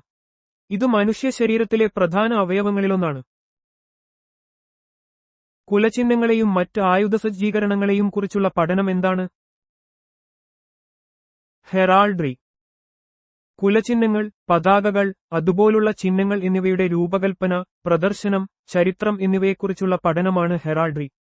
മധ്യകാലഘട്ടത്തിൽ പ്രഭുക്കന്മാരുടെയും സൈനികരുടെയും തിരിച്ചറിയലിനായി ഇവ വ്യാപകമായി ഉപയോഗിച്ചിരുന്നു. മതവിരുദ്ധ വിശ്വാസങ്ങളെക്കുറിച്ചുള്ള പഠനം എന്താണ്? ഹെറസിയോളജി. അംഗീകൃത മതസിദ്ധാന്തങ്ങളിൽ നിന്നുള്ള വ്യതിചലനങ്ങളെയും മതവിരുദ്ധ വിശ്വാസങ്ങളെയും കുറിച്ചുള്ള ശാസ്ത്രീയ പഠനമാണ് ഹെറസിയോളജി. മതപരമായ ചർച്ചകളിലും ചരിത്രപരമായ വിശകലനങ്ങളിലും ഈ വിഷയം പ്രാധാന്യമർഹിക്കുന്നു. ഉരഗങ്ങളെയും ഉഭയജീവികളെയും കുറിച്ചുള്ള പഠനം എന്താണ്? ഹെർപ്പറ്റോളജി. ഉരഗങ്ങളെയും പാമ്പുകൾ, ഓന്തുകൾ, മുതലകൾ, ഉഭയജീവികളെയും തവളകൾ, സലമാൻഡറുകൾ, അവയുടെ വർഗീകരണം, ജീവിതരീതി, ആവാസവ്യവസ്ഥ എന്നിവയെക്കുറിച്ചുള്ള ശാസ്ത്രീയ പഠനമാണ് ഹെർപ്പറ്റോളജി. പരിസ്ഥിതി പഠനത്തിൽ ഇതിന് വലിയ പ്രാധാന്യമുണ്ട്. വിശുദ്ധ വിഷയങ്ങളെക്കുറിച്ചുള്ള ശാസ്ത്രീയ പഠനം എന്താണ്? ഹീറോളജി. വിശുദ്ധമായ കാര്യങ്ങൾ, മതപരമായ ആചാരങ്ങൾ, വിശ്വാസങ്ങൾ, ചിഹ്നങ്ങൾ എന്നിവയെക്കുറിച്ചുള്ള പഠനമാണ് ഹീറോളജി. ഇത് മതങ്ങളെയും സംസ്കാരങ്ങളെയും മനസ്സിലാക്കുന്നതിന് സഹായിക്കുന്നു. കുതിരകളുടെ രോഗങ്ങളെക്കുറിച്ചുള്ള പഠനം എന്താണ്? ഹിപ്പിയാട്രിക്സ്. കുതിരകളുടെ ആരോഗ്യവും രോഗങ്ങളും ചികിത്സാരീതികളും കൈകാര്യം ചെയ്യുന്ന വെറ്ററിനറി ശാസ്ത്രശാഖയാണ് ഹിപ്പിയാട്രിക്സ്. മൃഗസംരക്ഷണത്തിലും കാർഷിക മേഖലയിലും ഇതിന് പ്രാധാന്യമുണ്ട്. കുതിരകളെക്കുറിച്ചുള്ള പൊതുവായ പഠനം എന്താണ്? ഹിപ്പോളജി. കുതിരകളുടെ ജീവശാസ്ത്രം, സ്വഭാവം, ചരിത്രം, അവയുടെ ഉപയോഗം എന്നിവയെക്കുറിച്ചുള്ള സമഗ്രമായ പഠനമാണ് ഹിപ്പോളജി. ഇത് കുതിരകളെ വളർത്തുന്നതിനും പരിപാലിക്കുന്നതിനും സഹായിക്കുന്നു. എന്താണ് ലിംനോബയോളജി? ശുദ്ധജല ആവാസവ്യവസ്ഥകളെക്കുറിച്ചുള്ള പഠനമാണിത്. ലിംനോബയോളജി എന്നത് ശുദ്ധജല ആവാസവ്യവസ്ഥകളെ, അതായത് നദികൾ, തടാകങ്ങൾ, കുളങ്ങൾ, ചതുപ്പുകൾ എന്നിവയിലെ ജീവജാലങ്ങളെയും അവയുടെ പരിസ്ഥിതിയെയും കുറിച്ചുള്ള പഠനമാണ്. ഇത് ജലത്തിലെ ജീവന്റെ വിവിധ വശങ്ങളെയും പാരിസ്ഥിതിക സന്തുലിതാവസ്ഥയെയും ഉൾക്കൊള്ളുന്നു. എന്താണ് ലിംനോളജി? ശുദ്ധജലസ്രോതസ്സുകളെക്കുറിച്ചുള്ള പഠനമാണിത്. ലിംനോളജി എന്നത് ശുദ്ധജലസ്രോതസ്സുകളായ തടാകങ്ങൾ, നദികൾ, ചതുപ്പുകൾ, കുളങ്ങൾ എന്നിവയെക്കുറിച്ചുള്ള സമഗ്രമായ പഠനമാണ്. ഇതിൽ ജലത്തിന്റെ ഭൗതികവും രാസപരവും ജീവശാസ്ത്രപരവുമായ സവിശേഷതകൾ വിശകലനം ചെയ്യുന്നു. എന്താണ് ലിംഗ്വിസ്റ്റിക്സ്? ഭാഷയെക്കുറിച്ചുള്ള ശാസ്ത്രീയ പഠനമാണിത്. ലിംഗ്വിസ്റ്റിക്സ് എന്നത് ഭാഷയുടെ ഘടന, അർത്ഥം, ഉപയോഗം, ഉത്ഭവം, വികാസം എന്നിവയെക്കുറിച്ചുള്ള ശാസ്ത്രീയ പഠനമാണ്. ഇത് ഭാഷാശാസ്ത്രപരമായ വിശകലനത്തിലൂടെ മനുഷ്യഭാഷയുടെ സങ്കീർണതകൾ മനസ്സിലാക്കാൻ സഹായിക്കുന്നു. എന്താണ് ലിറ്റർജിയോളജി? ആരാധനാക്രമങ്ങളെയും പള്ളിയിലെ ആചാരങ്ങളെയും കുറിച്ചുള്ള പഠനമാണിത്. ലിറ്റർജിയോളജി എന്നത് വിവിധ മതങ്ങളിലെ, പ്രത്യേകിച്ച് ക്രിസ്ത്യൻ സഭകളിലെ ആരാധനാക്രമങ്ങളുടെയും അനുഷ്ഠാനങ്ങളുടെയും ചരിത്രം, വികാസം, ദൈവശാസ്ത്രപരമായ പ്രാധാന്യം എന്നിവയെക്കുറിച്ചുള്ള പഠനമാണ്. ഇത് ആരാധനയുടെ ഘടനയെയും അതിന്റെ അർത്ഥങ്ങളെയും വിശകലനം ചെയ്യുന്നു. എന്താണ് മാഗ്നനേരി? പട്ടുനൂൽപ്പുഴുക്കളെ വളർത്തുന്ന കലയാണിത്. മാഗ്നനേരി എന്നത് പട്ടുനൂൽപ്പുഴുക്കളെ വളർത്തുന്നതിനെയും അവയിൽ നിന്ന് പട്ട് ഉത്പാദിപ്പിക്കുന്നതിനെയും സൂചിപ്പിക്കുന്ന പദമാണ്. ഈ പ്രക്രിയയെ സെറികൾച്ചർ എന്നും അറിയപ്പെടുന്നു. ഇത് ഒരു പ്രധാന കാർഷിക വ്യവസായ മേഖലയാണ്. എന്താണ് മാഗ്നറ്റിക്സ്? കാന്തികതയെക്കുറിച്ചുള്ള പഠനമാണിത്.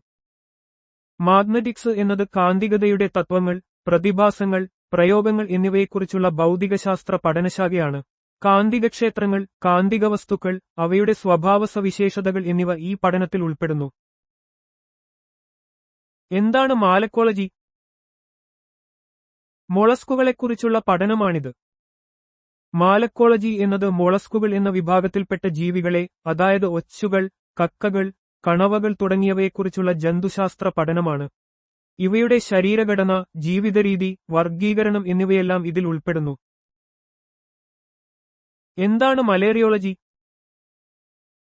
മലേറിയയെക്കുറിച്ചുള്ള പഠനമാണിത്. മലേറിയോളജി എന്നത് മലേറിയ രോഗത്തിന്റെ കാരണങ്ങൾ, വ്യാപനം, ചികിത്സ, പ്രതിരോധം എന്നിവയെക്കുറിച്ചുള്ള വൈദ്യശാസ്ത്ര പഠനശാഖയാണ്.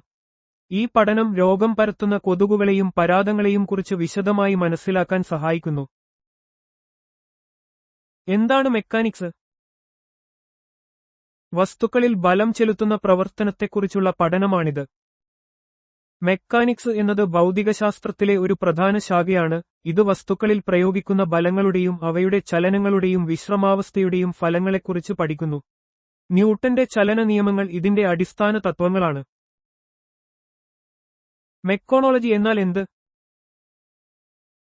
കറുപ്പിനെ ഒപ്പിയം കുറിച്ചുള്ള പഠനമോ പ്രബന്ധമോ ആണിത്. മെക്കോണോളജി കറുപ്പിന്റെ രാസഘടന, ഉത്പാദനം, ഔഷധഗുണങ്ങൾ, ചരിത്രം എന്നിവയെല്ലാം ഉൾക്കൊള്ളുന്നു. ഇത് ഫാർമസ്യൂട്ടിക്കൽ, മെഡിക്കൽ, ഫോറൻസിക് ശാസ്ത്ര മേഖലകളിൽ പ്രാധാന്യമുള്ള ഒരു വിഷയമാണ്. മെലിറ്റോളജി എന്നാൽ എന്ത്? തേനീച്ചകളെക്കുറിച്ചുള്ള പഠനമാണിത്. തേനീച്ചകളുടെ ജീവശാസ്ത്രം, സ്വഭാവം, ആവാസവ്യവസ്ഥ, പരാഗണം, സാമൂഹിക ഘടന എന്നിവയെല്ലാം മെലിറ്റോളജിയിൽ ഉൾപ്പെടുന്നു. പരിസ്ഥിതി സന്തുലിതാവസ്ഥയിലും കാർഷിക മേഖലയിലും തേനീച്ചകൾക്കുള്ള പ്രാധാന്യം ഈ പഠനശാഖയെ നിർണായകമാക്കുന്നു. മെറ്റലോഗ്രഫി എന്നാൽ എന്ത്? ലോഹങ്ങളുടെ ഘടനയെയും സംയോജനത്തെയും കുറിച്ചുള്ള പഠനമാണിത്.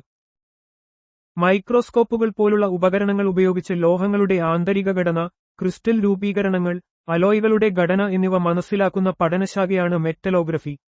പുതിയ ലോഹസങ്കരങ്ങൾ വികസിപ്പിക്കുന്നതിനും നിലവിലുള്ളവയുടെ ഗുണമേന്മ ഉറപ്പുവരുത്തുന്നതിനും ഇത് സഹായിക്കുന്നു. മെറ്റലർജി എന്നാൽ എന്ത്? ലോഹസങ്കരങ്ങൾ നിർമ്മിക്കുന്നതിനെയും ലോഹങ്ങളെ സംസ്കരിക്കുന്നതിനെയും കുറിച്ചുള്ള പഠനമാണിത്. ഖനികളിൽ നിന്ന് ലോഹങ്ങൾ വേർതിരിച്ചെടുക്കുന്നത് മുതൽ അവയെ ശുദ്ധീകരിച്ച് വിവിധ ആവശ്യങ്ങൾക്കായി മാറ്റിയെടുക്കുന്നത് വരെയുള്ള പ്രക്രിയകളെക്കുറിച്ചുള്ള പഠനമാണ് മെറ്റലർജി. വ്യാവസായിക മേഖലയിൽ, പ്രത്യേകിച്ച് നിർമ്മാണം, എഞ്ചിനീയറിംഗ്, പ്രതിരോധം തുടങ്ങിയ മേഖലകളിൽ ഇതിന് വലിയ പ്രാധാന്യമുണ്ട്. മെറ്റാഫിസിക്സ് എന്നാൽ എന്ത്? പ്രകൃതിയുടെയും ചിന്തയുടെയും അടിസ്ഥാന തത്വങ്ങളെക്കുറിച്ചുള്ള പഠനമാണിത്. യാഥാർത്ഥ്യം, അസ്തിത്വം, കാലം, കാരണം, പ്രപഞ്ചം എന്നിവയുടെ സ്വഭാവത്തെക്കുറിച്ച് അന്വേഷിക്കുന്ന തത്വശാസ്ത്ര ശാഖയാണ് മെറ്റാഫിസിക്സ്. ഭൗതികശാസ്ത്രത്തിനും അനുഭവപരമായ ശാസ്ത്രങ്ങൾക്കും അതീതമായ ആശയങ്ങളെയും തത്വങ്ങളെയും ഇത് വിശകലനം ചെയ്യുന്നു. മെറ്റാസൈക്കോളജി എന്നാൽ എന്ത്? മനസ്സിന്റെ സ്വഭാവത്തെക്കുറിച്ചുള്ള പഠനമാണിത്. മനഃശാസ്ത്രത്തിലെ അടിസ്ഥാനപരമായ സിദ്ധാന്തങ്ങളെയും ആശയങ്ങളെയും വിശകലനം ചെയ്യുന്ന ഒരു ശാഖയാണ് മെറ്റാസൈക്കോളജി. മനസ്സിന്റെ ഘടന, പ്രവർത്തനം, മനഃശാസ്ത്രപരമായ പ്രതിഭാസങ്ങൾ എന്നിവയെക്കുറിച്ചുള്ള ആഴത്തിലുള്ള പഠനങ്ങൾ ഇതിൽ ഉൾപ്പെടുന്നു. മെറ്റീരിയോളജി എന്നാൽ എന്ത്? കാലാവസ്ഥയെക്കുറിച്ചുള്ള പഠനമാണിത്. അന്തരീക്ഷത്തിലെ പ്രതിഭാസങ്ങളെയും കാലാവസ്ഥാ വ്യതിയാനങ്ങളെയും കുറിച്ച് പഠിക്കുന്ന ശാസ്ത്രശാഖയാണ് മെറ്റീരിയോളജി. കാലാവസ്ഥാ പ്രവചനം, കാർഷിക മേഖലയിലെ ഉപദേശം, ദുരന്തനിവാരണം എന്നിവയിൽ ഈ പഠനം നിർണായകമാണ്. മെട്രോളജി എന്നാൽ എന്ത്? അളവുകളെയും തൂക്കങ്ങളെയും കുറിച്ചുള്ള ശാസ്ത്രമാണിത്. അളവുകളുടെ കൃത്യതയും വിശ്വാസ്യതയും ഉറപ്പാക്കുന്ന ശാസ്ത്രശാഖയാണ് മെട്രോളജി. ശാസ്ത്രീയ ഗവേഷണം, വ്യാവസായിക ഉത്പാദനം, വ്യാപാരം എന്നിവയിൽ ലോകമെമ്പാടുമുള്ള മാനദണ്ഡങ്ങൾ നിലനിർത്തുന്നതിൽ ഇത് വലിയ പങ്ക് വഹിക്കുന്നു. മൈക്രോബയോളജി എന്നാൽ എന്ത്? സൂക്ഷ്മജീവികളെക്കുറിച്ചുള്ള പഠനമാണിത്. ബാക്ടീരിയ, വൈറസ്, ഫംഗസ് തുടങ്ങിയ സൂക്ഷ്മജീവികളുടെ ഘടന, പ്രവർത്തനം, ജീവിതചക്രം എന്നിവയെക്കുറിച്ച് മൈക്രോബയോളജി പഠിക്കുന്നു. രോഗനിർണയം, മരുന്ന് വികസനം, പരിസ്ഥിതിശാസ്ത്രം, ഭക്ഷ്യവ്യവസായം എന്നിവയിൽ ഈ പഠനശാഖയ്ക്ക് വലിയ പ്രാധാന്യമുണ്ട്. മസ്കോളജി എന്നാൽ എന്ത്? മോസുകളെക്കുറിച്ചുള്ള പഠനമാണിത്. സസ്യശാസ്ത്രത്തിന്റെ ഒരു ശാഖയായ മസ്കോളജി, ബ്രയോഫൈറ്റുകളിലെ മോസ് വർഗ്ഗങ്ങളെക്കുറിച്ച് പഠിക്കുന്നു. മോസുകളുടെ വർഗീകരണം, ജീവിതചക്രം, ആവാസവ്യവസ്ഥയിലെ പങ്ക് എന്നിവയെക്കുറിച്ച് ഇത് വിശദീകരിക്കുന്നു. മ്യൂസിയോളജി എന്നാൽ എന്ത്? ഇത് മ്യൂസിയങ്ങളെക്കുറിച്ചുള്ള പഠനമാണ്. മ്യൂസിയോളജി എന്നത് മ്യൂസിയങ്ങളുടെ ചരിത്രം, രൂപകൽപ്പന, പ്രവർത്തനം, അവയുടെ ശേഖരങ്ങൾ സംരക്ഷിക്കുന്ന രീതികൾ എന്നിവയെക്കുറിച്ചുള്ള പഠനശാഖയാണ്. ഇത് സാംസ്കാരിക സ്ഥാപനങ്ങളുടെ മാനേജ്മെന്റിനും പൈതൃക സംരക്ഷണത്തിനും പ്രാധാന്യം നൽകുന്നു. മൈക്കോളജി എന്നാൽ എന്ത്? ഇത് പൂപ്പലുകളെക്കുറിച്ചുള്ള പഠനമാണ്. മൈക്കോളജി എന്നത് ഫംഗസുകൾ, പൂപ്പലുകൾ എന്ന ജീവിവർഗത്തെക്കുറിച്ചുള്ള ശാസ്ത്രീയ പഠനമാണ്. അവയുടെ ഘടന, വർഗീകരണം, ജീവിതചക്രം, മനുഷ്യരിലും പരിസ്ഥിതിയിലുമുള്ള പങ്ക് എന്നിവ ഇതിൽ ഉൾപ്പെടുന്നു. മിത്തോളജി എന്നാൽ എന്ത്? ഇത് ഐതിഹ്യങ്ങളെയും കെട്ടുകഥകളെയും കുറിച്ചുള്ള പഠനമാണ്. മിത്തോളജി എന്നത് ഒരു സമൂഹത്തിന്റെയോ സംസ്കാരത്തിന്റെയോ ഐതിഹ്യങ്ങൾ, കെട്ടുകഥകൾ, വിശ്വാസങ്ങൾ എന്നിവയെക്കുറിച്ചുള്ള പഠനമാണ്. ഈ കഥകൾ ആ സമൂഹത്തിന്റെ മൂല്യങ്ങൾ, ചരിത്രം, പ്രപഞ്ചവീക്ഷണം എന്നിവ മനസ്സിലാക്കാൻ സഹായിക്കുന്നു. നാവോളജി എന്നാൽ എന്ത്? ഇത് പള്ളി അല്ലെങ്കിൽ ക്ഷേത്രവാസ്തുവിദ്യയെക്കുറിച്ചുള്ള പഠനമാണ്. നാവോളജി എന്നത് പ്രധാനമായും ക്ഷേത്രങ്ങളുടെയും പള്ളികളുടെയും വാസ്തുവിദ്യയെയും അവയുടെ ഘടനാപരമായ സവിശേഷതകളെയും കുറിച്ചുള്ള പഠനമാണ്. ഇത് മതപരമായ കെട്ടിടങ്ങളുടെ ചരിത്രപരവും കലാപരവുമായ പ്രാധാന്യം വെളിപ്പെടുത്തുന്നു. നിയോനാറ്റോളജി എന്നാൽ എന്ത്? ഇത് നവജാത ശിശുക്കളെക്കുറിച്ചുള്ള പഠനമാണ്. നിയോനാറ്റോളജി എന്നത് ശിശുരോഗ ചികിത്സയുടെ ഒരു ഉപവിഭാഗമാണ്. ഇത് നവജാത ശിശുക്കളുടെ ജനനം മുതൽ ആദ്യത്തെ 28 ദിവസം വരെ ആരോഗ്യ പരിപാലനം, രോഗനിർണയം, ചികിത്സ എന്നിവയെക്കുറിച്ചുള്ള പഠനം കേന്ദ്രീകരിക്കുന്നു. മാസം തികയാതെ ജനിക്കുന്ന കുട്ടികളുടെയും ഗുരുതരമായ ആരോഗ്യപ്രശ്നങ്ങളുള്ള കുട്ടികളുടെയും പരിചരണത്തിന് ഇത് പ്രാധാന്യം നൽകുന്നു. നിയോസോളജി എന്നാൽ എന്ത്? ഇത് കൂടുകളിലെ പക്ഷിക്കുഞ്ഞുങ്ങളെക്കുറിച്ചുള്ള പഠനമാണ്. നിയോസോളജി എന്നത് കൂടുകളിലുള്ള പക്ഷിക്കുഞ്ഞുങ്ങളെയും അവയുടെ വളർച്ചയെയും വികാസത്തെയും പെരുമാറ്റത്തെയും കുറിച്ചുള്ള പഠനമാണ്. മാതാപിതാക്കൾ അവയെ എങ്ങനെ പരിപാലിക്കുന്നു എന്നും ഈ പഠനം ശ്രദ്ധിക്കുന്നു. നെഫോളജി എന്നാൽ എന്ത്? ഇത് മേഘങ്ങളെക്കുറിച്ചുള്ള പഠനമാണ്. നെഫോളജി എന്നത് മേഘങ്ങളുടെ രൂപീകരണം, ഘടന, അവയുടെ ചലനം, കാലാവസ്ഥയിൽ അവ വഹിക്കുന്ന പങ്ക് എന്നിവയെക്കുറിച്ചുള്ള പഠനശാഖയാണ്. കാലാവസ്ഥാ പ്രവചനത്തിൽ ഈ പഠനം നിർണായകമാണ്. നെഫ്രോളജി എന്നാൽ എന്ത്? ഇത് വൃക്കകളെക്കുറിച്ചുള്ള പഠനമാണ്. നെഫ്രോളജി എന്നത് വൃക്കകളുടെ ഘടന, പ്രവർത്തനം, അവയെ ബാധിക്കുന്ന രോഗങ്ങൾ എന്നിവയെക്കുറിച്ചുള്ള വൈദ്യശാസ്ത്ര പഠനശാഖയാണ്. വൃക്കരോഗങ്ങളുടെ രോഗനിർണയം, ചികിത്സ, പ്രതിരോധം എന്നിവ ഈ മേഖലയിൽ ഉൾപ്പെടുന്നു. ന്യൂറോബയോളജി എന്നാൽ എന്ത്? ഇത് നാഡീവ്യൂഹത്തിന്റെ ഘടനയെക്കുറിച്ചുള്ള പഠനമാണ്. ന്യൂറോബയോളജി എന്നത് നാഡീവ്യൂഹത്തിന്റെ ഘടന, വികാസം, പ്രവർത്തനം, ജീവശാസ്ത്രപരമായ സവിശേഷതകൾ എന്നിവയെക്കുറിച്ചുള്ള സമഗ്രമായ പഠനമാണ്. നാഡീകോശങ്ങൾ, അവയുടെ ആശയവിനിമയം എന്നിവയ്ക്ക് ഇത് ഊന്നൽ നൽകുന്നു. ന്യൂറോളജി എന്നാൽ എന്ത്? ഇത് നാഡീവ്യൂഹത്തെക്കുറിച്ചുള്ള പഠനമാണ്.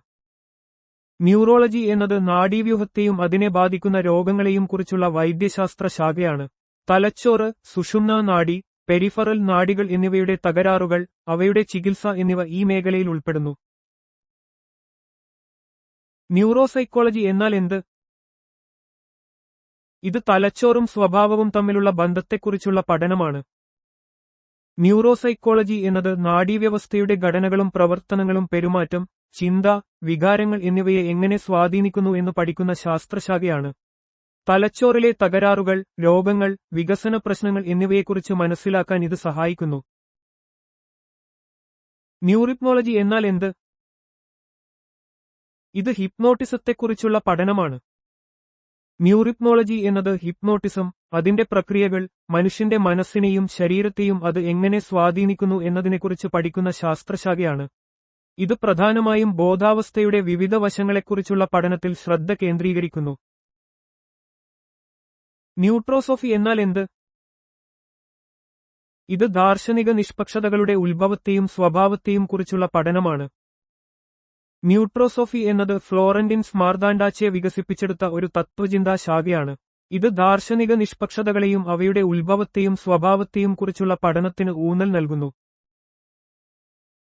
നോമോളജി എന്നാൽ എന്ത്? ഇത് നിയമങ്ങളെക്കുറിച്ചുള്ള ശാസ്ത്രം, പ്രത്യേകിച്ച് മനസ്സിന്റെ നിയമങ്ങളെക്കുറിച്ചുള്ള പഠനം. നോമോളജി എന്നത് നിയമങ്ങളുടെ ശാസ്ത്രമാണ്, പ്രത്യേകിച്ചും പ്രകൃതി നിയമങ്ങൾ, സാമൂഹിക നിയമങ്ങൾ, അതുപോലെ മനസ്സിന്റെ നിയമങ്ങൾ എന്നിവയെ ഇത് പഠിക്കുന്നു. ഒരു പ്രത്യേക വിഷയത്തിലെ തത്വങ്ങളെയും പൊതുവായ നിയമങ്ങളെയും മനസ്സിലാക്കുന്നതിൽ ഈ ശാസ്ത്രശാഖ സഹായകമാണ്. നൂവോളജി എന്നാൽ എന്ത്? ഇത് ബുദ്ധിയെക്കുറിച്ചുള്ള ശാസ്ത്രമാണ്. നൂവോളജി എന്നത് ബുദ്ധി, അതിന്റെ പ്രവർത്തനം, ഘടന എന്നിവയെക്കുറിച്ച് പഠിക്കുന്ന തത്വചിന്താപരമായ ശാസ്ത്രശാഖയാണ്. മനുഷ്യന്റെ ചിന്താശേഷി, അറിവ്, വിവേകം എന്നിവയെക്കുറിച്ചുള്ള ആഴത്തിലുള്ള വിശകലനങ്ങൾക്ക് ഇത് ഊന്നൽ നൽകുന്നു.